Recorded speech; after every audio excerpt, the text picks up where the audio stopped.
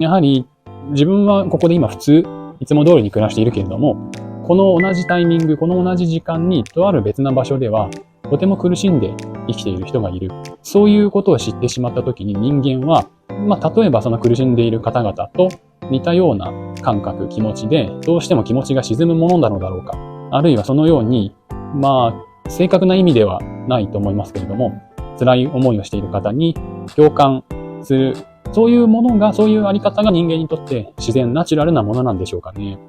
こんにちは。ようこそいらっしゃいました。このチャンネルは、皆様からいただいた質問やご相談をもとに、普段先生という形で活動させていただいている私が、それにお答えしながら皆様と対話を深めてみようという趣旨で開設されたチャンネルです。そして取り扱う内容は自分自身で考え進める、検討を進めるということがどうしても普段の生活などの関係で途中で止まってしまうとか、誰しもどなたでも感じることがあるのに日常のことに紛れてやらなければならないことに紛れてどうしてもその先を進みにくい、そういうことに、なりやすい物事について取り扱っております。例えば人間としてね、どのように生きるのが、適切と言いますか、なんて言うんでしょうね。誰しも本当にこれでいいんだろうかとか、こういう生きるってこういうことなんだろうかって感じたことがあるのじゃないかと思うのですけれども、そういうところを、そういう点をこの YouTube という場でご一緒に踏みとどまってと言いますか、検討してみよう。そういう内容を取り扱っておりますので、ぜひお聞きいただけたらとても嬉しいです。さて、そして本日いただいているご相談、ご質問なんですけれども、これは前回の事柄ととても関係していて、世界中のどこででもやっぱり悲しいニュースはなくならない。世の中のことを知るためにいろいろ勉強しているつもり、勉強しているつもりはなくても、普段ちょっと情報を仕入れようかなと思って、テレビを見たり、SNS に触れたりするだけで、日本、世界、どこでも辛いニュース、悲しいニュースがたくさん存在しているのがわかる。それを目撃するのがそもそも辛くて嫌なんだっていうのが前回取り扱った内容だったんですけれども、今回もそれと似ていて、そういう悲しいニュースがある。みんな見たくないのは確かなんだけれども、見てしまった場合に自分が辛い気持ちになる。そして、どう振る舞ったらいいだろうか。自分は自分の生活をどのように過ごしたらいいだろうか。というご相談をいただいたんですよね。このご相談の背後にあるのは、日本の方からのご相談ですので、戦争があったり、すごい貧しくて、飢饉、食べ物がないとかそういう事態が発生していたり、そういう土地、国、地域が世界には存在していますから、情報を現在はね、もうインターネットや様々な映像、音声を通じて触れることができるようになっています。それを目にしてしまうがゆえにと言いますか、このご相談者さんの方や、おそらく今お聞きくださっている方も、そのように感じたことのある方がいらっしゃると思うんですけれども、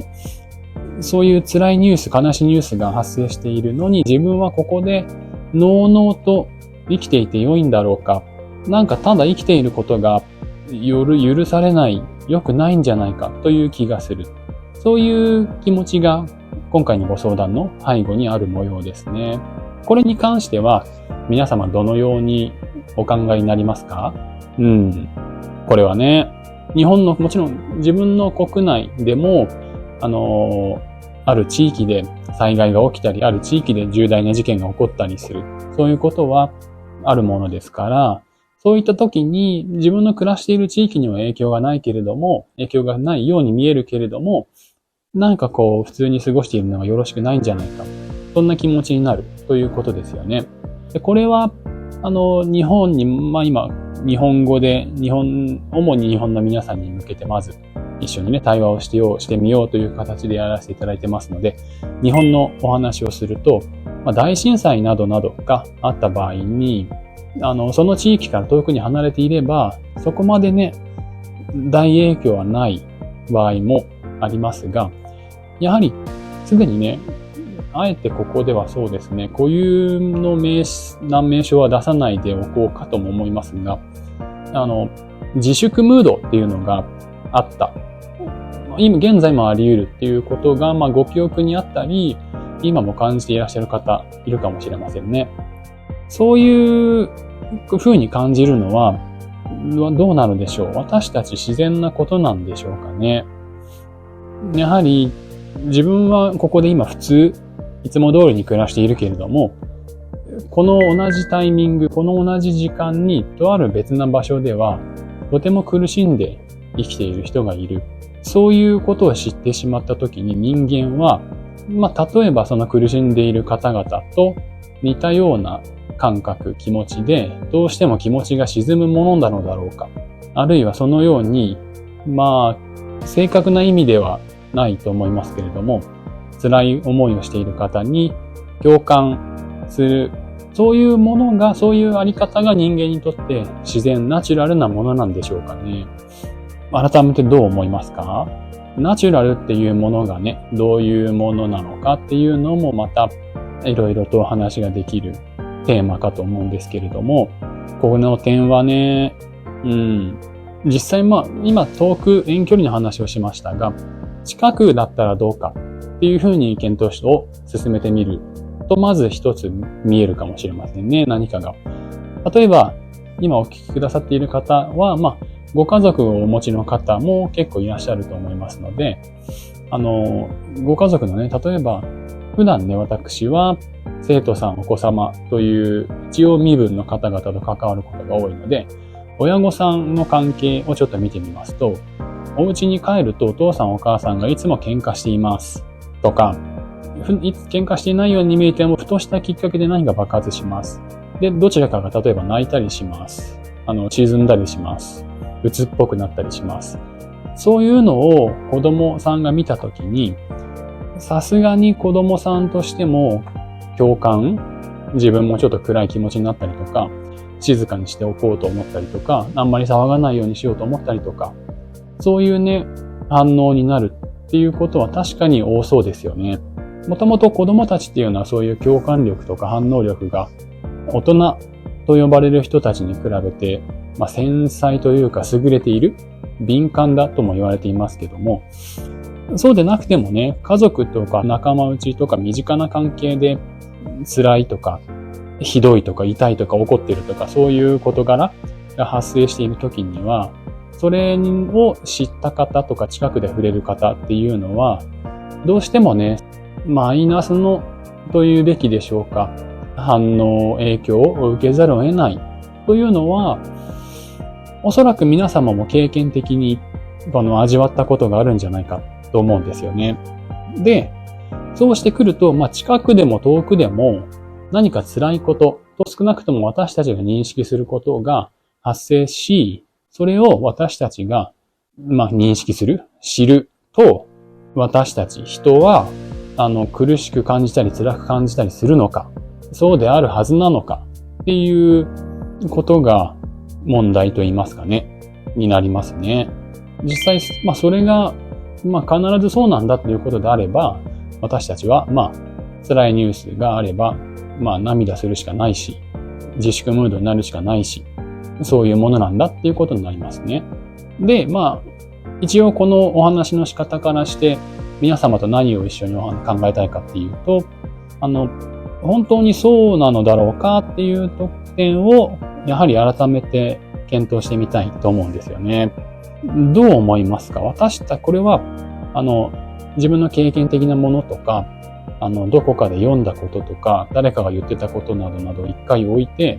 まっさらなつもりで考えてみると、何か辛いニュースがあった時に私たちも辛くなるのが、私たちとか、人間そのもの全体にとって、表現が難しいので、まるっと言ってしまうと、良いでしょうか？適切でしょうか？これはどう思いますか？この辺はもっと深掘りできそうなんですけれども、面白いというか興味深いことで、私たちは基本的に嫌なこととか辛いこととかを望まないはずですよね。痛いことは嫌だし、辛いことは嫌だし、ね、火傷するのも嫌だし、なんか殴られるのも嫌だし、転ぶのも嫌だし、あとね、お金がないこととか、友達に裏切られることとか、仕事を失うこととか、そういうのはいろいろ嫌ですし、望みません。基本的にはね。で、そう考えると、ではじゃあ、辛いニュースを見たときに悲しい気持ちになるとか、そういうのを私たちは望むだろうか、というふうに話を進めてみることが可能じゃないかと思うんですよね。まず、そうしてみると、今回のご相談者さんは、だから、辛いニュースを見ると自分が悲しくなっちゃうのはしゃあないんだよねっていうか、そういう気持ちになっちゃうよね、ということで、ね、どうしたらいいかな。自分が普通に暮らしているのがあんまりね、申し訳ないような気がするんだがな、っていう話だったんですけれども、これも、今辛い目に遭っている方に対して、申し訳ない、ちょっと引け目を感じるっていう部分がある。その要素のもう一段階裏には、やっぱりそういう気持ちを味わうことが、本当は望んでいないんじゃないかっていうふうに思うんですよね。だから、もちろん誰か辛い思いをしている人がいたところで、俺は何も気にしねえよ、わははって言いたいわけではないと思うんですけれども、そういう辛い思いをした人がいるかどうかに関わらず、やはりさっきお伝えしたように、人は辛いことを原則として望んでないんじゃないだろうか、というふうに言えると思いませんか？そう考えてくると、糸口というか突破口が少しある気がしてきて、そういう辛いニュースや困ったというかね、広い意味でとてもよろしくないというか、ニュースたちや出来事っていうのは世の中にたくさんあります。で、それを目にしたり耳にしたりするっていうことはなかなか避けられません。で、その場合にじゃあ辛く感じるっていうことも、やはり私たちは望んでいないのだから、そう感じないようにと言いますか、そう感じないので良いんじゃないだろうか、と言えそうだと思いませんか？別な表現をすると、どこかで辛いことが起きていたり、近くででもいいですけど、そういう苦しいだろうなっていう状況が発生していたとしても、それをそのままコピーしたり、自分もそこの辛さに入っていったりする。それで自分自身も辛い気持ちになる、嫌な気持ちになるっていうことは、私たちが人間として、もう土台としてあんまり嫌な気持ちにはなりたくないはずだよねっていうところ、そういう部分に反する振る舞いなので、そのように感じる必要はないんじゃないかっていうことなんですよね。なので、今回のご相談者さんのお話に、ある程度具体的に寄り添ってと言いますかお話しすると、辛いことが遠くで辛い出来事に見舞われている方々がいらっしゃる。しかし、自分がここで普通に暮らして良いです。というふうに、ここは半分、私たちが生きる中で何々すべきとかすべきでないってことは、ほぼないと、個人的には考えていますが、ここは逆に、どこかで辛いことがある。自分の身近で辛いことがある。しかし、自分は自分の居場所に普通にいられるならば、そこでいつも通りに楽しく笑って過ごすべきである。とさえ言えるような気がしてきませんか？それによってこそ、私たち自身も、その人間として、ベースで望んでいないはずの辛い気持ちとか嫌な気持ちっていうのを、感じる回数を減らせると思いますし、あと、実際にその被害とか辛い体験をなさっている方々が、例えば何も関わりがない人たちも同じように辛く感じることを望むだろうかっていう観点もありますよね。望む人もいるかもしれませんけれども、ここを検討するときには自分の身に置き換えてみて、自分が辛い、本当に例えばね、今の職場の環境が悪い、いじめ、なんていうかな、難しいんですけどね、いろいろこういうのは精神的な部分も関わってきますし、病気っていう位置までね、追い詰められるって方々もいますから、一概には言えないんですけれども、自分が辛い目に遭ってるから他の人も苦しめっていうのは、これもまたなんか人間が本当に望むことなんだろうか、人間のナチュラルなあり方なんだろうか、どうなんだろうかって疑問を立てる余地がある気がしませんか？ですので、こういった、なんて言ったらいいんでしょうか。どこかで辛いこと、悲しいことが起きている。しかし、それを目撃した人が他のところで辛いっていうことを実際に辛い体験をしている方々もあまり望んでいるとは考えにくいだろうし、私たち自身もそもそも辛いこと、悲しいことが、長引いたり、それを体験するってことは本来的に望んでいないはずだから、私たち受け止め側、目にした側が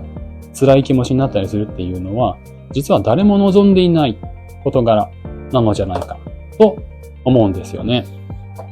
したがって、やはり先ほどもお伝えしたように、自分自身に辛いことがある場面ではなかなかね、そう簡単にはいかないかもしれませんが、ある程度自分から距離があったり、自分そのものに関わっていないと、とりあえずは見える距離感の場所で辛いこと、大変なことがあるっていう場合は、